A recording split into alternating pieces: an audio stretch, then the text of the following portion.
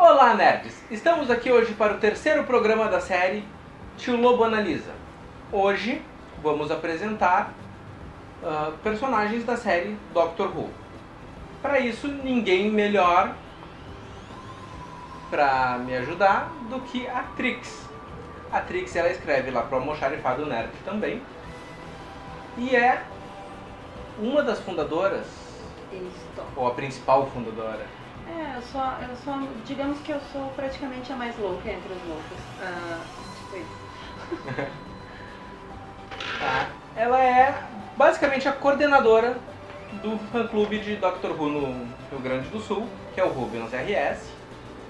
Então eu achei que ninguém melhor para me ajudar a explicar para vocês quem é o Doctor Who e de onde é que ele veio. E enfim, é uma série que já tem é uma série que já tem 49 anos de existência, completou agora no último dia 23 de novembro. 23 de novembro, nós fizemos inclusive uma festa muito bonita no Gasômetro em Porto Alegre.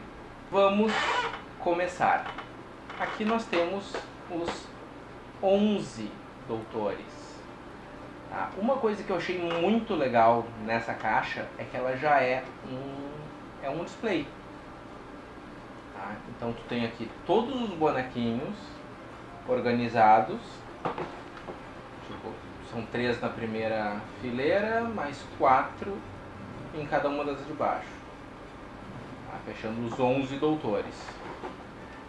Nos cantos das caixas, nos cantos este e este da caixa, nós temos as fotos de cada um dos doutores, começando aqui pelo primeiro, o segundo, assim sucessivamente, até chegar aqui embaixo no 13º doutor. 11º.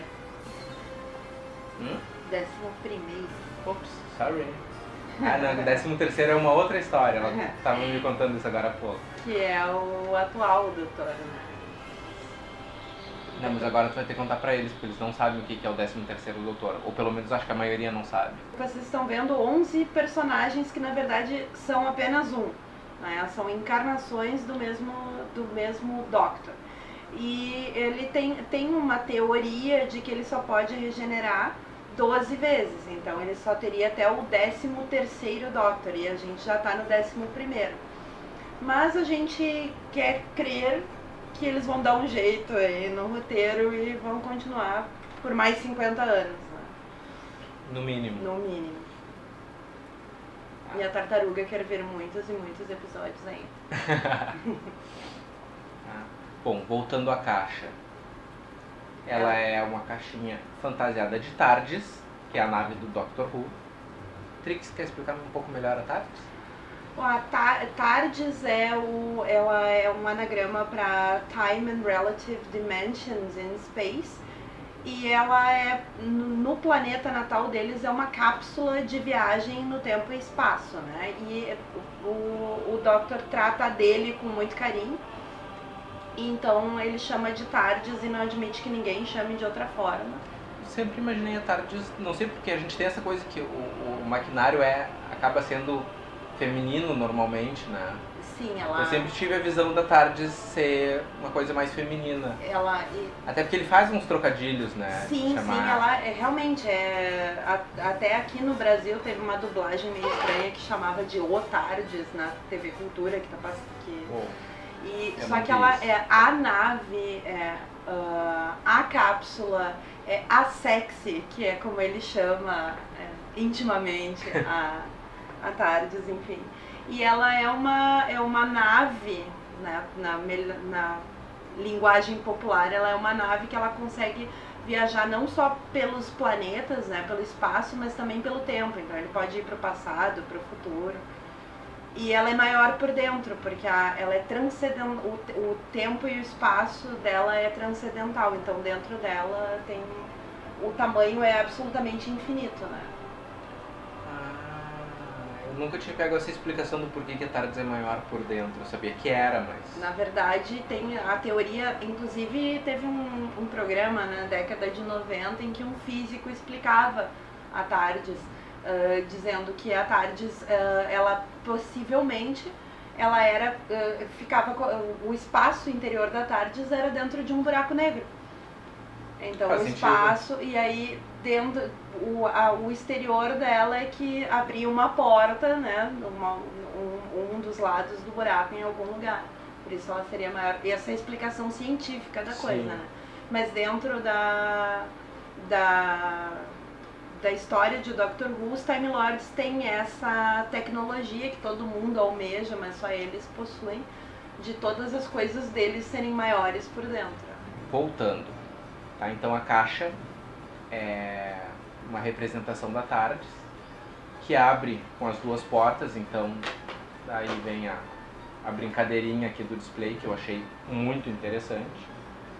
Vem com um feltrinho também, feltro não, velcro. Pra manter fechado se quiser, embora eu não consigo imaginar alguém querer manter isso aqui fechado, que eu achei muito legal. Aliás, isso aqui é o tipo de caixa que vem planejado pra tu deixar ele fechado na caixa. Pra fechar, realmente, pra proteger a gente que tem uma coleção de action figures, sabe o quanto é trabalhoso mantê-las limpinhas, intactas e etc. Aí eu acho que é a pior parte, né? Manter limpo. E como? E eu tô... Agora que eu parei, essa caixa eu não abri até então, só tinha aberto ela assim, né? E eu vou te dizer que eu não tô com muita coragem de abrir ela não, porque eu acho que ela não foi feita pra ser aberta. Ela até foi feita pra ser aberta, né? Ela tem uma fita adesiva. Eu acho que ela abre como uma caixinha de jogo mesmo, assim. E aí tu tiras o display inteiro.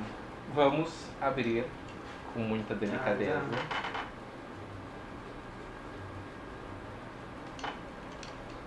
Gente, que medo. Como eu disse, e acho que isso aqui é o tipo de coisa que a gente não abre. É só porque é pra mostrar pra vocês. Eles realmente são bem bonitinhos. Olha, para não dizer que todos eles são super perfeitos dentro da proposta, o nono doutor, se tu olhar, o olho dele parece um pouco deslocado. Não sei, é quase que parece proposital, assim. A pintura...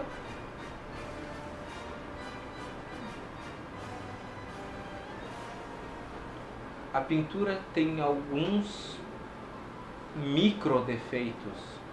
Aquele a princípio assim, ó, a pintura do peito certamente é serigrafia. Aí do rosto, enfim. Mas alguns detalhes eles parecem pintado à mão, como o cachecol do quarto doutor. O que mais aqui é pintado à mão? Os tênis do Tennant, que é o 10º doutor. Aliás, todos os sapatinhos que não tem maiores detalhes parecem ser pintados à mão. Embora o Tennant ele use um All-Star, tênis tipo All-Star, parece ser pintado à mão o detalhe branco do tênis. Eu vou dizer pra vocês, viu, é muito chato fazer review. Não pelo review em si, mas porque depois tu não consegue olhar mais pra mesma peça do mesmo jeito. Porque aí tu já enxergou aquele micro defeitinho que tu só enxerga fazendo review. É verdade. Então é um tanto triste isso. Ah, olhem só o que eu acabei de descobrir. O plástico de proteção dele se divide em 2. E tem basezinhas que fazem o logo do Doctor Who. Tem até um detalhezinho embaixo que parece os quadradinhos para uma peça de Lego. É porque, na verdade, essa coleção, né, a Character Building, ela é tipo Lego. Só que ela tem um tamanho um pouco menor e eles também têm uns kits, assim, que eles montam. Tem naves, tem cenários de alguns episódios da série moderna. Tá, então eu vou tentar tirar ver quem é que é mais fácil de tirar da caixa aqui. Vamos pegar o primeiro doutor. Foi interpretado pelo William Hartnell. Que foi o único doutor da série clássica que eu assisti. Qual era o nome dele? William? Hartnell. Eu achei que era Harkness. Aí eu ia dizer, tá, mas é... Não, é Hartnell. Achei que era homenagem ao... E ele foi substituído pelo Jack. Richard Herndon no especial de 1983 chamado The Five Doctors, que era uma comemoração aos 20 anos da série. Cara, ele é muito bonitinho. Tiveram outro doutor. Vou botar uma foto pra vocês aqui, pra vocês verem ele pezinho na base. Mas não, eu não vou tirar todos, eu não tenho coragem de fazer isso. Depois eu vou mostrar pra vocês como são presas as chaves sônicas, o detalhezinho aqui. E o porquê que eu não vou tirar elas daqui, porque eu vou deixar isso na caixa.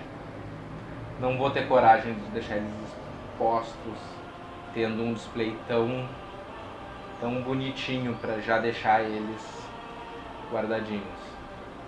Tá, então se tirar daqui depois, nunca mais eu vou conseguir prender isso aqui de novo. Ele vem com uma fitinha adesiva, mas está tão bem colocada que se eu tirar, não faço a mesma coisa de novo depois. Vamos botar a foto agora dos 11 doutores. E a Trix vai nos contar alguma coisinha. Foi com essa intenção que eu trouxe ela aqui hoje. Bem malvado. Tá, a Trix vai nos contar alguma coisa de cada um deles. Então tá. Primeiro, o doutor. O primeiro doutor, ele era um ator, assim, que ele era vilão em vários filmes. E ele topou porque ele já estava ficando velho e ele queria que os netos dele tivessem uma imagem diferente dele. Só que ele botou um pouco dessa vilania dele no personagem. Ele era bem alien, assim, e não gostava de seres humanos no geral, assim, ele não gostava da gente. E ele viajava com a neta dele, que ele trouxe de Gallifrey, que é o planeta natal do Doctor, né? Ele é de uma raça chamada Time Lords, Senhores do Tempo. E aí ele tratava muito mal, assim, os seres humanos. Ele era bem... a gente chama ele de Dr. Ranzinza, né? The Grumpy Doctor. Bem apropriado. Tá. Aí, uma pergunta. Tá. Quando o doutor morre, pra quem não sabe, aliás, ele não chega a morrer, mas quando ele tá em vias de morrer, ele se regenera e é aí que ele troca de corpo. É assim que ele deixou de ser o primeiro doutor para ser o segundo e assim sucessivamente. Tá. É uma desculpa muito boa, aliás, para se trocar o ator, eventualmente, quando ele fica muito velho ou quando ele resolve partir para outro projeto. E então, em que momento que ele regenerou e passou a ser o segundo doutor? Na série, ele teve... ele morreu de velhice. Ele foi o primeiro a morrer, foi o único que morreu de velhice na série, assim, de cansaço. Ele passou por uma aventura e depois da aventura ele disse que estava cansado e precisava mudar. Isso ocorreu porque, na verdade, eles precisaram achar essa desculpa rapidamente, porque o William Hartnell, ele começou a ter vários problemas de saúde e ele não conseguia mais decorar textos, ele realmente estava muito cansado e ele estava com alguns problemas bem graves de saúde. E aí eles pensaram como fazer, o que a gente vai fazer, né, porque agora está fazendo sucesso. Né? E aí ele sugeriu que convidassem o Patrick Troughton, que é o segundo doutor, para substituí-lo. Mas como fazer? Botar peruca, fazer o cara interpretar igual, ia ser complicado. Então, um dos produtores veio com a ideia da regeneração, que na época não tinha esse nome ainda. Vamos mudar o doutor, dizer que ele muda quando ele está para morrer e etc. E aí eles criaram esse subterfúgio para que o próximo ator não precisasse sofrer com tentar interpretar da mesma forma o doutor, enfim. O que acabou sendo para eles o jackpot, né? Porque eles fizeram isso para um doutor e acabou servindo para muitos depois disso, né? inclusive para quem não acompanha a série, quando a gente vê ele regenerando, é muito comum ele voltar e ele começar a se descobrir: ah, eu tenho braços, bom, ah, eu tenho dentes. Ele descobre o corpo, ele passa a descobrir o que ele gosta de comer, o que ele... Enfim, como tudo, ele sente o mundo, a personalidade dele muda. Porque tudo na muda. verdade é como se tu pegasses uma mente e colocasse no outro corpo. Ele retém todas as lembranças, mas ele não retém as emoções. Não, ele tem personalidade diferente, ele tem vontades diferentes, ele tem caráter diferente, inclusive. Tem alguns doutores que têm um caráter mais, assim, menos heróico do que outros. Sim. Tá. Nos conta um detalhe legal do segundo doutor. Bom, o segundo Doctor, ele é o The Clown, né? Ele é o palhaço. Ele já, por si só, na aparência dele, ele já nos lembra um pouco o Moe dos Três Patetas, né? Mesmo corte de cabelo, mesmo jeito de andar, roupas maiores do que o número que ele realmente veste. Ele era um doutor bem simplório, assim, bem divertido em alguns pontos. E ele, infelizmente, é o que a gente, hoje em dia, tem menos contato, porque os episódios dele foram perdidos pela BBC. Uns foram jogados fora na limpeza da BBC, outros, né? Tem alguns do primeiro perdidos, mas o doutor que foi mais desfavorecido nessa coisa toda da BBC foi o segundo. Então ele tem muitos arcos que foram reconstituídos através de fotos e áudios de fãs, enfim. Mas ele acho que é o doutor mais, assim, com menos traços definidos, assim, tem menos bordões, né? E ele também foi o que mais enfrentou o Cyberman. Cyberman, pra quem não conhece, é esse cara. Aliás, não, esse cara não. Ele já foi um cara, na verdade. Já foi só um? Na verdade, não, já foram caras, né? Porque Sim. eles são um exército, na verdade. Eles são. É um exército de homens cibernéticos, parte homens e recobertos de... Eles pegam a essência do corpo, removem emoções, removem coração, etc. E dão um upgrade e transformam em Cybermen, né? Daí eles não têm emoção, eles só pensam em conquistar o mundo, que nem o Dexter. Opa, o Cérebro. Quando é que ele passou a terceiro doutor? O último arco do segundo doutor foi The War Games, que é um arco bem interessante, mesmo quem não queira ver toda a série clássica, eu recomendo, até como filme mesmo, é uma coisa bem interessante sobre guerras, que envolve guerras de vários períodos, é bem interessante. E aí o povo dele, ele é obrigado a chamar o povo dele, né, os Time Lords, para resolver a encrenca lá, nesse cenário de batalhas, enfim. E não quero dar spoiler, então eu tô segurando. Um spoiler de 50 anos quase. Beleza. E aí ele é chamado em Gallifrey, né, na terra natal dele, para ser julgado, porque ele tem o hábito de se meter nos assuntos alheios, né, que é uma coisa que os Time Lords não fazem. Eles só observam tudo de longe. Eles são oniscientes, onipresentes, onipotentes, mas eles não fazem nada. Foi por isso que ele fugiu, porque ele, na verdade, ele é um fugitivo da terra dele. E aí, Gallifrey. Aí ele roubou a TARDIS. Na verdade, a TARDIS diz que roubou ele, no futuro mais distante. Eles conversam. E aí ele se mandou de Gallifrey e começou a meter o pé dele mesmo nos assuntos dos outros. Tipo, o mal tá aqui, eu vou combater o mal, e mesmo que eu não possa. E aí eles chamaram ele para ser julgado, e eles, aquele julgamento todo, você admite? Óbvio que eu admito, não só eu fui, como eu fui peça-chave. Então, tipo, ele mesmo admitiu. E aí, como punição para o que ele fez, que na verdade era errado para eles, mas ele estava, de certa forma, né, ajudando as pessoas, Então eles puniram ele com ficar exilado na Terra no século XX, que eles perceberam que era onde ele mais ia, porque será, né? E que ele ia mudar de forma nessa brincadeira toda. Essa aí é mais uma das jogadas da BBC, na verdade, que eles estavam completamente sem orçamento. E aí eles não tinham como fazer planetas e viagens espaciais, então o Doctor ia ficar exilado na Terra e a TARDIS não ia funcionar. Parte da punição. Ela ia estar lá, ele ia poder entrar na TARDIS, ela ia ser maior por dentro, mas ela não podia viajar. Ela não ia viajar mais. A não ser que eles deixassem. Então, durante um bom tempo, o Doutor ficou preso na Terra, na figura do terceiro Doutor, que é o Jon Pertwee, que era um Doctor, assim, bem James Bond, assim, porque o ator em si, ele era...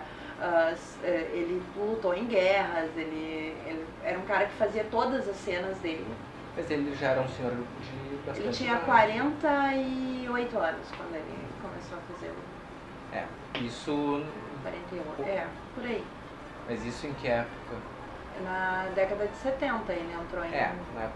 Na década de 70 um senhor de 40 e poucos anos era mais velho do que hoje um senhor de 60. Sim, ele era o vovô garoto, né, que o pessoal brincava porque ele lutava artes marciais, tanto que surgiu o Aikido venusiano, que era a luta que ele pratica em vários episódios. Ele era esgrimista, ele usava os hovercrafts e as motos. Ele também tinha a Bessie, que era um carro antigo que ele pediu para ficar na Terra para o pessoal da Unity, né, que era uma espécie de exército que foi criado pelas Nações Unidas para combater os alienígenas. E aí depois ele criou o Rumóvel também, que era um carro meio futurístico, que voava também. Meu Deus. Ele tinha todos os gadgets, assim, ele era uma mistura de James Bond com sei lá o que, assim, ele era muito ativo e tal. Era o meu doutor favorito, inclusive, né? Puxar o saco do meu doutor. E o quarto doutor? O quarto doutor, Tom Baker, que eu acho que é o favorito absoluto da maioria dos Whovians, assim, que conhece a série clássica. Ele era bem exótico, assim, ele tinha acessórios malucos, tipo um cachecol de 4 metros, que arrastava por aí e ele vivia dizendo, com licença, você está pisando no meu cachecol. Ele tinha uma voz bem grave, assim. Ele também foi, além de ser o Doctor mais popular, ele também tem algumas características por causa da época em que ele, na década de 80, que era uma coisa que a TV fez um boom, inclusive na Inglaterra. Então, e aí ele ganhou amigos, ele tinha um cão de lata, um robô, o K9. Ele tinha mais companheiros, quando ele chegou no final, assim, ele estava com 3 pessoas na TARDIS, que era uma superpopulação. Sim. Acho que só o primeiro doutor até então tinha tido tanta gente. Sim, né? E como era menos dinâmico, né, era mais fácil, depois de como a TV ficou mais dinâmica, ficava mais complicado manter mais pessoas no foco, né? Sim. E ele também, assim, teve pessoas de peso escrevendo pra ele. Douglas Adams, por exemplo. Pô, quem não conhece, né? 42. Douglas Adams era roteirista de Doctor Who. E ele escreveu, inclusive, o Guia do Mochileiro enquanto trabalhava pra BBC fazendo Doctor Who. Sério? Sério. Não sabia dessa. E ele tem um arco que não foi ao ar, que é Shada, que é fantástico. Ele não conseguiu terminar porque ele morreu. Sim.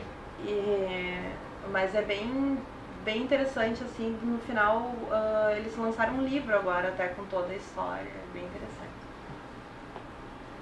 E é isso. Aí ele regenerou. Para o quinto doutor. Que era um doutor bonitinho, né? Pela primeira vez. Ele bem jovem, loiro, olhos claros. Padrão de beleza da época. Ele era um doutor bem humano, assim, ele não gostava de contar com a ajuda de gadgets, como os outros doutores a partir do segundo que usavam a Sonic Screwdriver e chave de fenda sônica, eu e o meu, traduzir agora. Yes.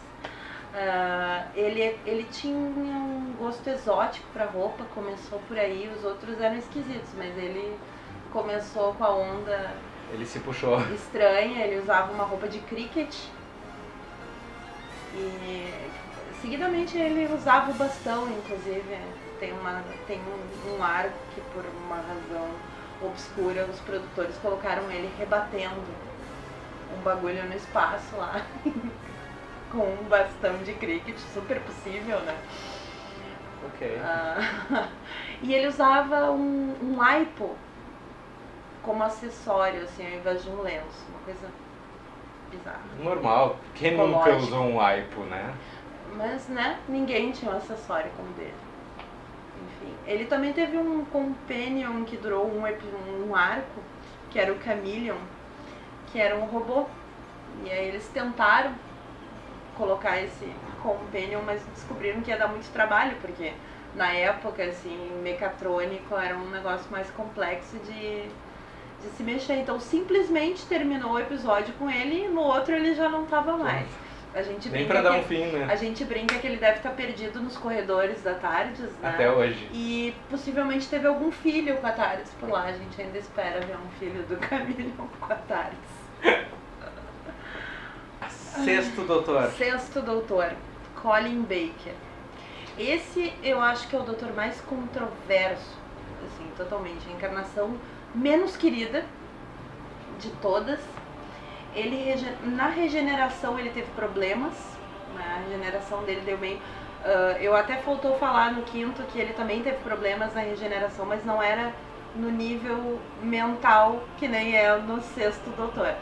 O sexto doutor ele acordou assim completamente pirado, megalomaníaco, bipolar ao extremo, né? E a Companion que estava com ele na época tinha sido por tabela responsável pela regeneração. O quinto salvou a vida dela e por conta disso ele teve que regenerar, que era a Purple Gillian. Essa eu não me lembro dela. A Perry. E a típica Companion dos anos 80, roupas cavadas, nozinho na blusa, shortinho curto, enfim. Mas o Doctor, ele era, assim, ele acordou extremamente exótico, assim, em termos de personalidade.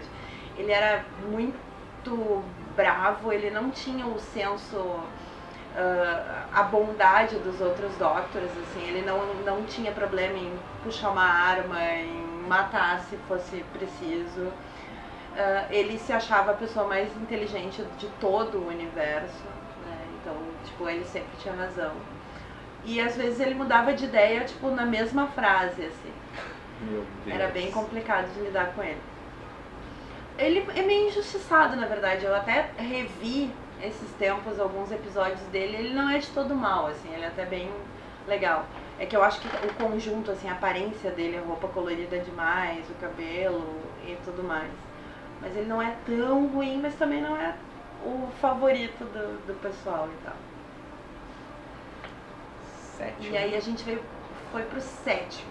Esse particularmente é o meu Doctor, meu primeiro Doctor, porque eu sou uma pessoa de idade, né? Então, esse é o primeiro Doctor, que é o interpretado pelo Sylvester McCoy. É um tiozão, assim, ele faz bem, ele é bem aquele tio legal que a gente tem. Então, tipo, ele usa um chapéuzinho de palha, ele tem um guarda-chuva em forma de ponto de interrogação, que até aí, pra quem não sabe, o Doctor era o Doctor Who mesmo, né? Embora chamassem ele de Doctor no seriado, no crédito dizia Doctor Who é o fulano.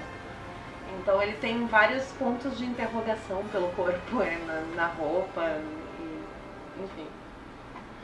E ele era um cara assim, ele parecia a melhor pessoa do mundo, mas ele era o Doctor, eu acho que o mais manipulador de todos eles, assim. Ele fazia as pessoas, ele tratava todo mundo como um jogo de xadrez, assim, os peões dele. Ele fazia as pessoas fazerem o que ele queria, inclusive se matar se necessário. É verdade. E ele tinha uma companion, assim, que ficou com ele bastante tempo. Ele começou com a Mel, que vinha ainda como herança. do sexto. E aí depois ele tinha a Ace, que é a maloqueira. Ah, a Ace eu conheci. A Ace maloqueira. Né? Bem década de 80, assim, meio da década de 80 pra frente. Total então, 80, ela então tinha um monte de bottom, jaquetão de tipo de aviador, né? Coquetel molotov, ela era maloqueira mesmo, ela explodia as coisas e tal. Embora ele não tenha pego ela na Terra, ele pegou ela num outro planeta, e ela tava lá porque ela foi trabalhar, assim, tipo um cruzeiro, sabe? Só que no espaço. Ah, mas ela não era da Terra, ela era alienígena mesmo. Ela era da Terra, só que ela tinha... E como é que ela foi? Porque wibbly wobbly, timey-wimey stuff. Década de 80 também, tudo é muito pouco explicado, mas ela tava lá na nave, no espaço. Quem nunca fez um cruzeiro espacial, né? E ela trabalhava de garçonete e tal. E quando o Doctor conhece ela tá xingando os clientes, jogando bebida neles e tal. E aí ele fica com ela um bom tempo, assim. Aí ele vai lá, né? Ace, vai lá e explode. Então, tipo, a gente chama ela de maloqueira e tal. E aí, esse é o Doctor que... é o último Doctor antes do hiato, né? Uhum. Que foi de 89 até o filme em 1996. Que veio com o 8º Doutor. Sim. Na verdade, o 7º fez uma pontinha, já meio velhão lá e tal. E aí ele leva um tiro no começo do filme pra regenerar no 8º Doutor, que é um doutor meio steampunk, assim, meio... ele não lembrava de nada, não lembrava nem quem ele era, nem que ele era o Doctor. Tá, só um adendo aqui. Pra quem não sabe, steampunk é um... Como é que eu explico steampunk? Steampunk, na verdade, se criou um movimento, né, steampunk, em que se mostra a tecnologia, mas utilizando recursos de antigamente. Sim, da era vitoriana. Vapor, da era vitoriana. Então é uma mistura do moderno com o vitoriano, assim, inclusive, eu vou tentar botar aqui algumas imagens de exemplos de steampunk. Porque assim, ó, eu sei olhar e dizer, tá, isso é steampunk, mas eu não sei explicar direito, porque é justamente isso. Muita engrenagem. Um bom exemplo, quem viu a invenção de Hugo Cabret? Não, esse eu não vi. É um filme lindo, né, que o Coppola fez agora recentemente. E aí tem toda essa coisa daqueles bonecos de cor, daquelas máquinas de relógio para funcionar as coisas, é bem... eu me lembro muito de uma imagem, eu vou procurar ela para botar no vídeo, do Star Wars, todo em steampunk. Que o R2-D2 é basicamente uma fornalha com uma chaminé. Legal. Tem um filme de 2010 do Sherlock Holmes, que é um filme secundário, assim, não é tão famoso, que tem bem essa estrutura steampunk, assim, que é muito legal. Bom, voltando. Bom, e aí a gente tem o 8º Doctor, ele tem apenas um filme feito para televisão pela Fox americana com a BBC. Essa é a maior bronca com relação ao filme, porque o filme é americano. Eles passam nos Estados Unidos, enfim. E ele é um filme que durante muito tempo o pessoal teve essa briga de é canônico, não é canônico, tá dentro do universo oficial, não tá. Né? E aí quando o Russell T. Davies, depois deste filme, resolveu trazer de volta Doctor Who, eles decidiram definitivamente incluí-lo no universo oficial de Doctor Who, porque o Doctor Who tem um universo expandido muito grande. Inclusive o 8º Doutor é um dos mais ativos nesse universo expandido, que vem de quadrinhos, de áudio, aventuras da Big Finish, que é um mercado que surgiu no hiato. E os fãs estavam completamente órfãos e a Big Finish pegou essa oportunidade, contratou os atores que trabalharam em Doctor Who e começaram a fazer essas audioaventuras, né? E tem livros, várias mídias envolvidas. Tá. com isso a gente tem o final da série clássica. Exato. E aí começa a série nova, que começou em 2005. Sim. Em 2005 com o Nono Doutor. Foi aí que eu comecei a assistir mesmo. Fale-nos sobre o louco Nono Doutor. Eu acho que ele é o mais, pelo menos dos 3 novos, ele é o mais pirado, né? Ele vem, na verdade ele vem da regeneração do 8º, que foi numa guerra, né, na Guerra do Tempo.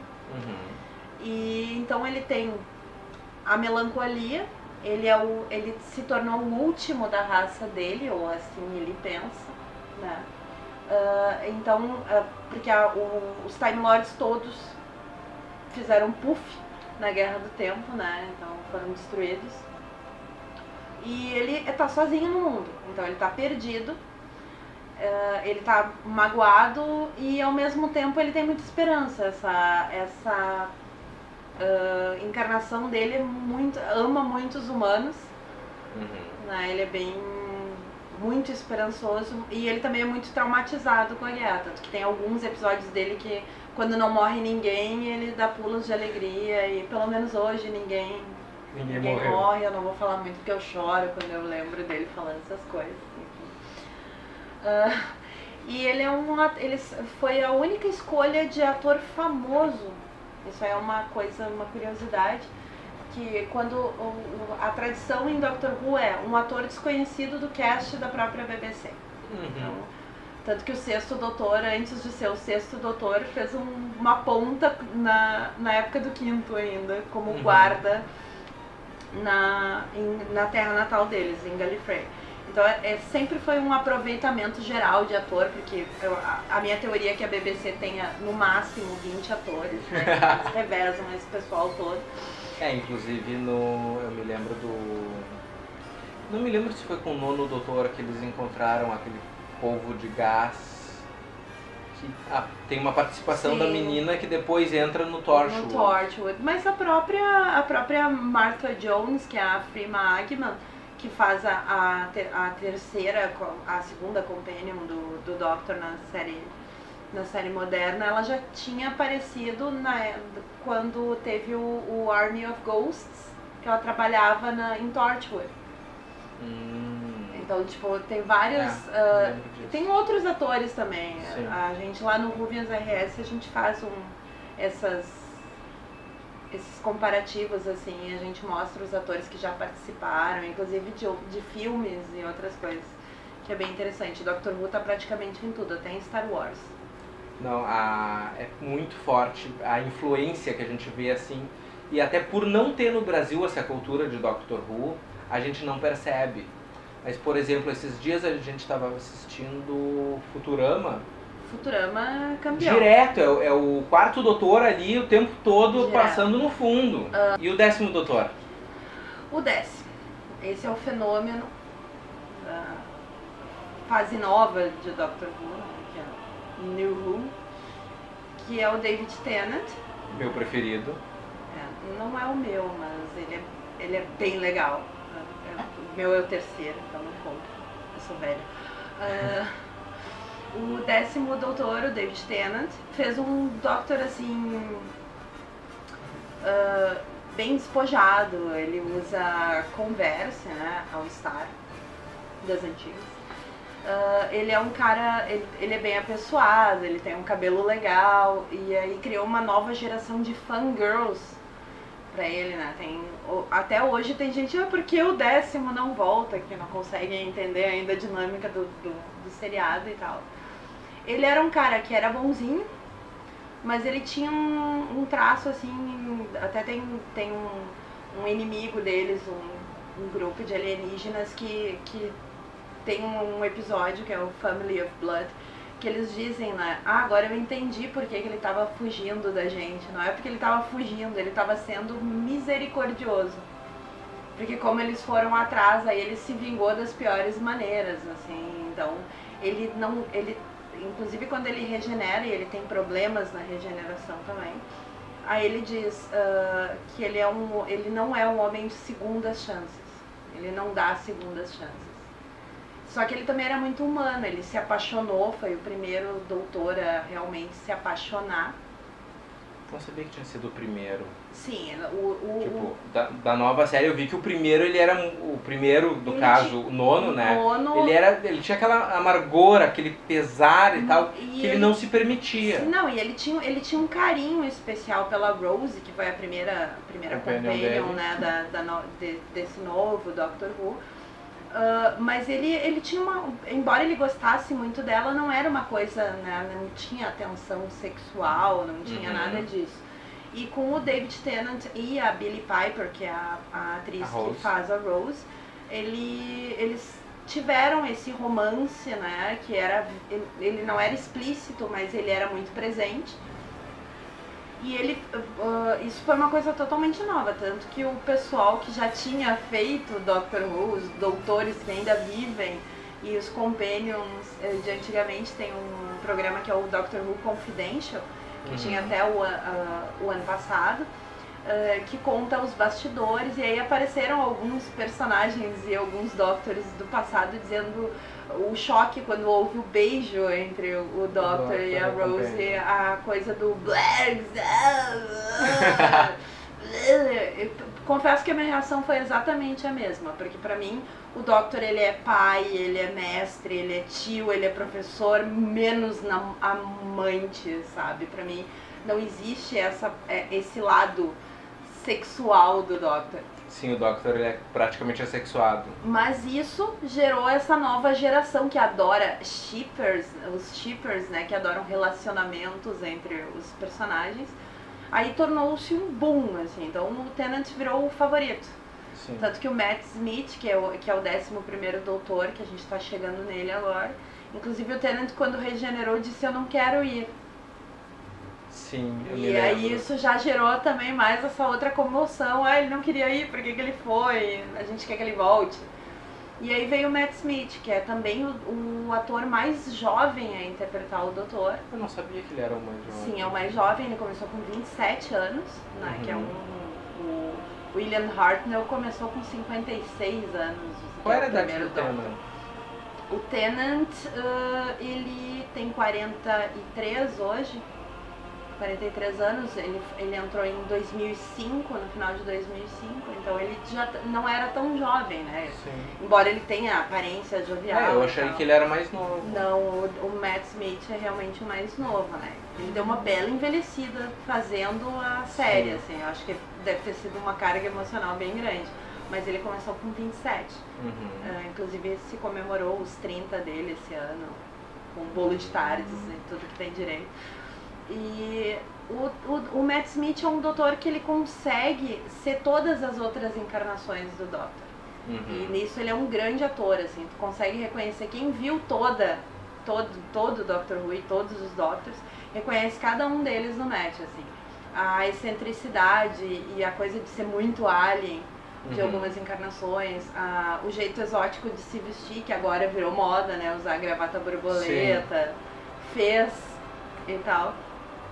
E só que ele é um cara fantástico, assim, ele consegue ir apesar dele ter a alegria infantil, tem episódios que tu vê, assim, e fica abismado o quão criança ele consegue ser, especialmente nos especiais, foi ótimo, mas principalmente nos especiais de Natal, em que ele deixa a criança dele brotar e tal.